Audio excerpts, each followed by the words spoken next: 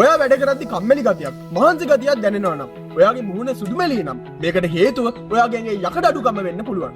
අපි අද කතා කරමු ඔයාගේ ඇඟට අවශ්‍ය යකඩ හරි විදිහට ගන්නෙ කොහොමද කියලා.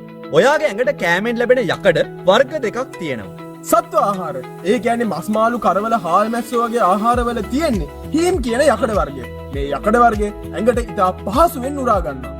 ශාකාහාර සහ බිත්තරවල තියෙන හීම් නොවන යකඩ ඇඟට උරා ගන්න ඊට වඩා අඩු වෙනුයි.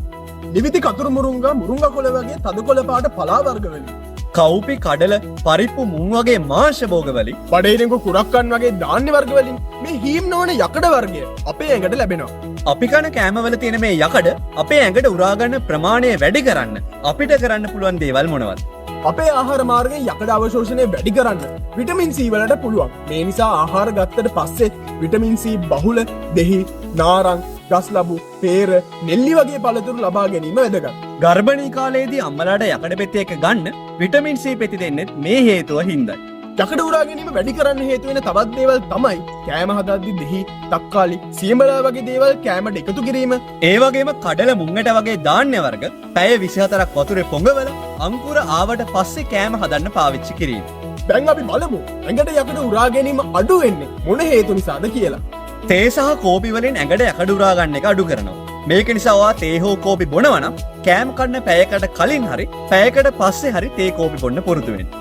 ඒ වගේම යකඩ පෙති සහ කැල්සියම් ටැබ්ලට් එකට ගත්තොත් යකඩ උරා ගැනීම අඩු වෙනවා. මේ නිසා මේ දෙක දෙවරකට ගන්න ඕනේ.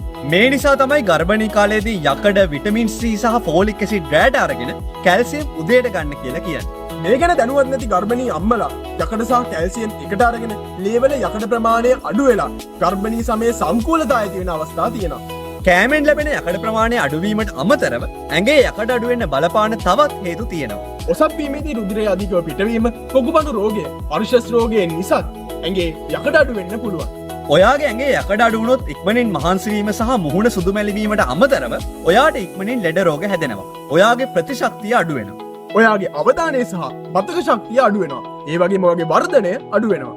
ගර්භණී කාලයේදී නම් සංකූලතා ඇති වෙලා දරුවගේ උපත්බර අඩුවීම වගේ දේවල් වෙන්න පුළුවන්. අපි කිව්ව උපදෙස් හරියට පිළිපැදලා ඇඟට අවශ්‍ය යකඩ ප්‍රමාණය හරියට ගත්තොත් මේ ලෙඩ රෝග වළක්වා ගන්න ඔයාටත් පුළුවන්. මේ වැදගත් පණිවිඩය ඔයා දන්න හැමෝටම ෂෙයා කරන්න අමතක කරන්න එපා.